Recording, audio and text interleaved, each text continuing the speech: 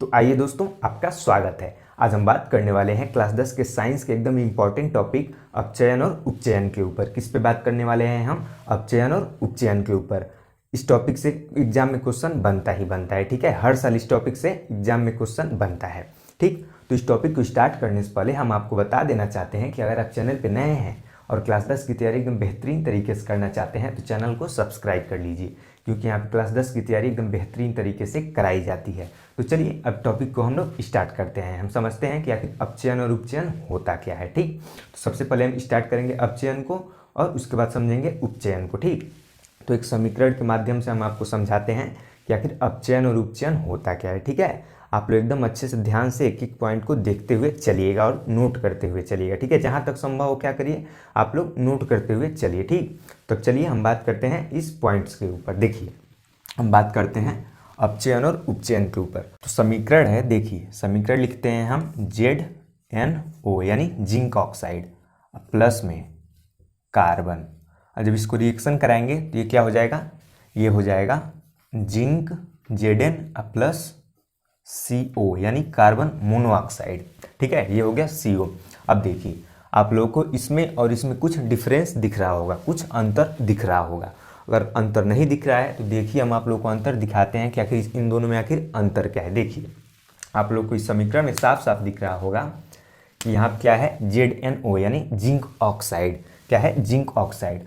और जब इसको कार्बन के साथ हम जब इसको कार्बन के साथ हम रिएक्शन कराए हैं तो क्या बन गया है, देखिए यहाँ पे था जिंक ऑक्साइड, और जब यहाँ पे आया है यहाँ पे, तो क्या हो गया है, यहाँ पे बस जिंक हो गया है। यहाँ से ऑक्सीजन हट गया है। यहाँ पे क्या हुआ है हमारा, यहाँ पे हम लिख सकते हैं, यहाँ पे क्या हुआ है, यहाँ पे लिख लेंगे हम ऑक्सीजन की क्या हुआ है, यहाँ पे ऑक्सीजन की कमी, ठीक है। क्या हुआ है, ऑक्सीजन की कमी। तो यहाँ पे क्या हुआ है, ऑक्सीजन का कमी हुआ है। क्या हुआ है यहाँ पे, ऑक्सीजन का कमी। तो हम इसको क्या लिख सकते हैं, देखिए, तो हम इसको लिख सकते हैं, इसका क्या हुआ है, ZnO का Zn में अपचयन हुआ है, ठीक है। ऑक्सीजन की कमी यानी अपचयन, ठीक। तो देखिए हम इसको लिख लेंगे ZnO का यानी जिंक ऑक्साइड का Zn में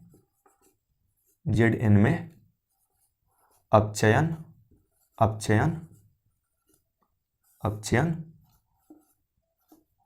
हो रहा है, ठीक है। क्या हो रहा है यहाँ पे, देखिए ZnO का Zn में अपचयन हो रहा है, यानी यहाँ पे ZnO था और यहाँ पे जाके क्या हो गया है, सिर्फ Zn। यहाँ पे ऑक्सीजन की कमी दिख रही है, ठीक है। यहाँ पे ऑक्सीजन था और यहाँ पे ऑक्सीजन की कमी दिख रही है, तो ये हो जाएगा ZnO का Zn में अपचयन हो रहा है, ठीक है। यहाँ तक समझ गए। अब देखिए नेक्स्ट पॉइंट, यहाँ पे क्या है, कार्बन है और यहाँ पे क्या हो गया है, कार्बन मोनोऑक्साइड। यहाँ पे ऑक्सीजन में वृद्धि हो गई है, यहाँ पे कोई ऑक्सीजन नहीं था और इधर आया है तो ऑक्सीजन की एक वृद्धि हो गई है, ठीक है। यहाँ पे C था और यहाँ पे CO हो गया है। तो यहाँ से यहाँ जब आया है तो क्या हो गया है, यहाँ पे देखिए, यहाँ पे हुआ है ऑक्सीजन की वृद्धि, ठीक है। क्या हुआ है यहाँ पे, ऑक्सीजन की वृद्धि, ठीक, ऑक्सीजन की वृद्धि। तो ऑक्सीजन की वृद्धि हुई है तो इसको हम क्या बोलेंगे, उपचयन हुआ है। क्या हुआ है, उपचयन हुआ है।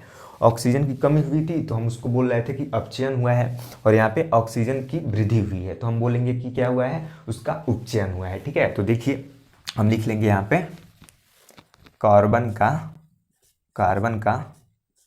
कार्बन मोनोऑक्साइड में उपचयन हो रहा है, ठीक है। यहाँ तक समझ गए, ठीक। साफ साफ दिख रहा है यहाँ पे ऑक्सीजन की कमी यानी अपचयन, ऑक्सीजन की वृद्धि यानी उपचयन, ठीक है। अगर ऐसे नहीं समझ आ रहा है तो यहाँ पे हम एक बॉक्स बना के लिख दे रहे हैं, आप लोग उसको ध्यान में रखिएगा, ठीक है। देखिए यहाँ पे बॉक्स बना के लिख दे रहे हैं, देखिए ऑक्सीजन की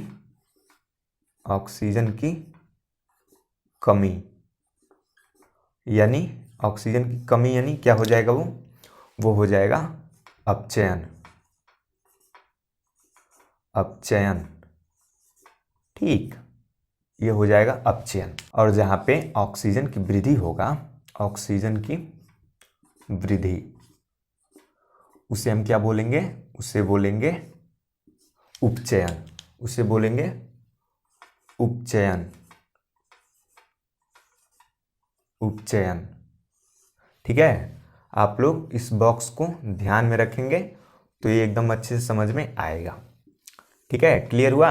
ऑक्सीजन की कमी यानी अपचयन, ऑक्सीजन की वृद्धि यानी उपचयन। ठीक है, ऑक्सीजन की कमी यानी अपचयन और ऑक्सीजन की वृद्धि यानी उपचयन। ठीक है, अब आप लोग एक और समीकरण के माध्यम से इसको समझ लीजिए। ठीक है, हम आप लोग को एक और समीकरण के माध्यम से इसको समझा दे रहे हैं, आप लोग इसको एकदम अच्छे से ध्यान से समझ लीजिए। ठीक है, देखिए एक और समीकरण के माध्यम से अब मान लीजिए कि एक समीकरण है CuO यानी कॉपर ऑक्साइड और इसका रिएक्शन कराएंगे H2O। ठीक, तो ये क्या बन जाएगा, ये हो जाएगा कॉपर और प्लस में H2O, H2O। तो यहाँ पे देखिए, यहाँ क्या है, कॉपर ऑक्साइड है और यहाँ क्या है, सिर्फ कॉपर है। तो यहाँ से यहाँ पे ऑक्सीजन था और यहाँ पे ऑक्सीजन की कमी हो गया है। ठीक है, यहाँ पे कॉपर के साथ ऑक्सीजन था और यहाँ कॉपर के साथ कोई ऑक्सीजन नहीं है, तो यहाँ पे हो गया है ऑक्सीजन की कमी। तो ऑक्सीजन की कमी को हम क्या बोल देंगे, अपचयन। ठीक है, क्या बोल देंगे, अपचयन। तो ये हो जाएगा, ये हो जाएगा, ये हो जाएगा अपचयन। ठीक है, यहाँ पे हम लिख लेंगे CuO का Cu में अपचयन। ठीक, समझ गए। अब देखिए, और यहाँ क्या है, H2O, H2 है सिर्फ और यहाँ क्या हो गया है, H2O हो गया है। यहाँ पे क्या है, H2 और यहाँ क्या हो गया है, H2O हो गया है। तो ये क्या हो जाएगा, ये हो जाएगा उपचयन। ठीक है, यहाँ क्या हो गया है, ऑक्सीजन की वृद्धि हो गया है। तो इसे हम लिख लेंगे, इसको हम यहाँ पे लिख दे रहे हैं। देखिए ये हो जाएगा H2 का H2O में